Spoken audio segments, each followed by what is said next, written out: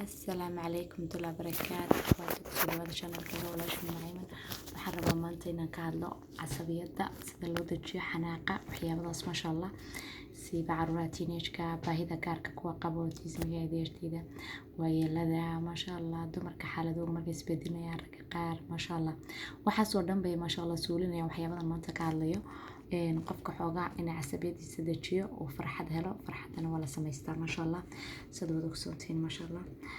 milixda marada salt akhwaati aad u fiican tahay maqaarkaaga waxyaabada u tarayso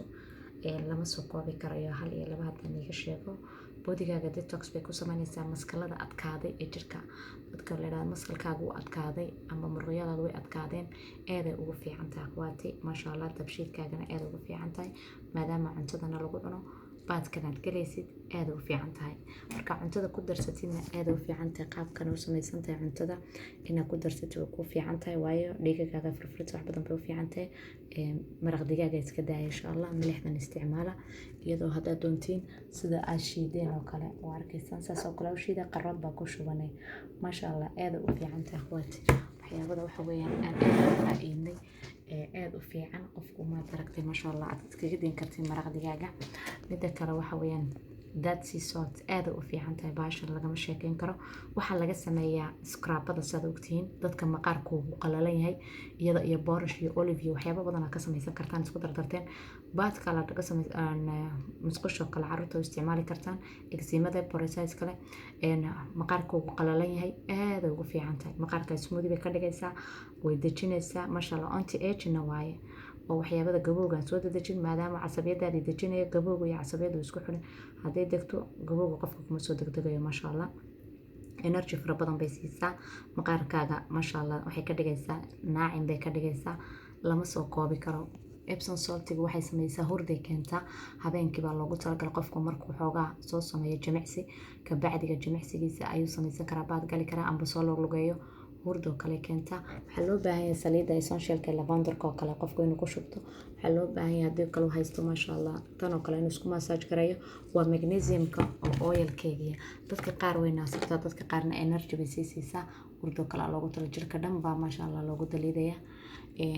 ubaxaasa waxa u jeedaa shamacaasa ku shidanaysa musqushaada maasha Allah akeetala waxa raqiis waay maasha Allah iyadoo yar waaweyn iyadoo yar hadda rabtiisa soo kalena waa soo qaadan kartaa wixii la isku ka soo daray oo hal meel oo waxyaabo badan lagu darayna waatan oo degdeg iyadana ma daragto warda badan la milixday oo maasha Allah ka kooban maskalkaaga iyo waxyaabadaadii ma muruqyadaadii ma daragtay maasha Allah oo markiiba ku seexinaysa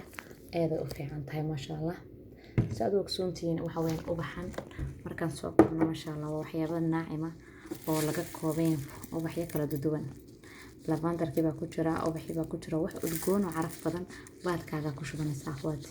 waa dhaxgalaysaa maasha Allah jirkaaga relaxing baad salaysaa maasha Allah jirkaaga isbedelaya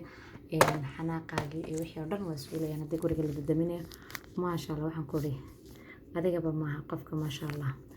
dad badan oo biyaha markaan cabno xoogaa musqusha nagu badan waxaan sheegaa sartaan yar far iyo sul milixda ay miswal ayaa ku darsanaysaa biyahaaga caagada markaad muddo samaysid biyo dambe maasha Allah jirkaaga musqusha fara badan jirkaaga biyo kala doonaan biyaha toos uga bixiya biyahaaga kala doonaan jirku maasha Allah waxa kale xagan igu haya waa milixda waxa la yiraahdaa black salt rock waxa weeyaan aad u fiican tahay waxay samaysaa maqaarka ma aragtay ku dhaco fangaska ayaa walaalay inta la daqiijiyo biyo kale lugaha la galiya dadka cidiyaha kaga dhaco amba dadka faraha kaga dhaco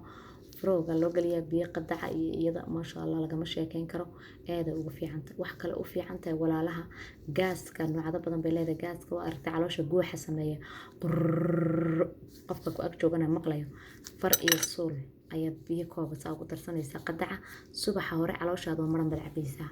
maasha Allah markaas kuugu dambeynaysa isku day natiijada feedback insha Allah soo celiya waxa kale oo walaalaha ku doorinaya maadaama rabadana soo galay waa yar iyo weyn maasha Allah waxaan ku ri saliidan waa ogteen akhwaati dadka inteeda badan amba teenager noqdo amba maamaha noqoto inaad u iibisaan maamooyinkeena maasha Allah xanuunada haysta intaas la siinay carabka hoosteeda loogu dhibcinaa waa 10 dhibcood subaxiina mar habeenkiina mar waa dadka xanuunada iyo kaniina fara badan qaata aad ugu fiican tahay laba jeer inay qaataan carabka hoosteeda ku samaysanayaan 20 second bay ku haynayaan markaana way liqayaan. midda kale dadka cayilka iska ridaya waa 3 jeer, waa 3 jeer bay ku qaadanay subax duhur habeen bay qaadanay waa 30 dhibcood. maasha Allah lagama sheekeyn karo. cayilkiin waa kaa ridaya, energy buu ku siinayaa, maqaarkaaga wuxuu ku ilaalinayaa, bakterigu ka ilaalinayaa, difaac buu ku siinayaa. maasha Allah siiba xaaladaha waqtiga maanta la joogo dadka wali shaqeynaya eed ha isku ogaadaan. caruuriin oo kale haddii hargab amba wax ku dhaco 12 jirka wixii ka sareeya carabkaad ugu shubi kartaan 5 dhibcood baad siinaysaa miisaankiisa hadduu yaray, hadduu qof weyna 10 dhibcood baad siinaysaa. maqaarka korka waa laga mariyaa. haddii ilmaha disable kuu joogo amba physical problem qaba oo jirkiisa korkaad uga mari kartaa. maasha Allah saliidan aad wax badan baad ka garanaysaan. ilmooyinka isla rogi karin dhibaatooyinka qaba korkaad ugu daliidaysaa, lagama sheekeyn karo. midda kale waxa weeyaan yogurka waa lagu darsan karaa akhwaati, maadaama yogurka lagu darsan karo biyaha waa lagu darsan karaa, laakiin qofka weyn waxaan kula dadaalnaa oo ugu fiican waa carabka hoostiisa. maasha Allah dhinacba ma diido bahashan, lagama sheekeyn karo. aad u fiican tahay walaalooyinka. markaa waxaan rabay maanta inaan la qaybsado waxyaabada qofka dejinaya casabiyadiisa iyo siduu uga bixi lahaa uu naftiisa. maasha Allah korka haddaa ka marsatidna faa'iidooyin fara badan baad helaysaan oo aad inaba caadiyan waayeelka saasi leeg dhibaatooyinka qaba hurdadooda u soo noqonaysa. maasha Allah si naacime u soomayaan kaniinadii ee ka walwalayeen ee waqtiga rabadaanka goorma qaadanaa iyo waxaas. maasha Allah iyagoo u baahan baad arki doontaan insha Allah. markaa kula dadaala qof walba hadduu hooyadii maasha Allah oo dhibaatadaas qabto rabadaanna soo dhowyahay, qofka oo xitaa ilmaha haysta xanuunsan ee kaniinada fara badan iyo dhibaatooyinka qaata oo kale, adiga hooyo ee keeraa ee ilmaha ilaalinaya. maasha Allah way kuu fiican tahay difaacaaga inaad waqtiga rabadaanka oo kale saad u cibaadaysatid uga daalin aad ugu fiican tahay. maasha Allah lagama sheekeyn karo.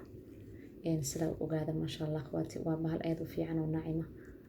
midda kale maasha Allah saad wada arkaysaan milixdaana aad u fiican tahay dad carruur haysataan yar oo siixin kara weydeen dhibaatooyinkaas. maasha Allah akhwaati wassalaamu calaykum wa rahmatullahi wa barakaatuh. waxaan rajeynayaa waxay iga faa'iideen.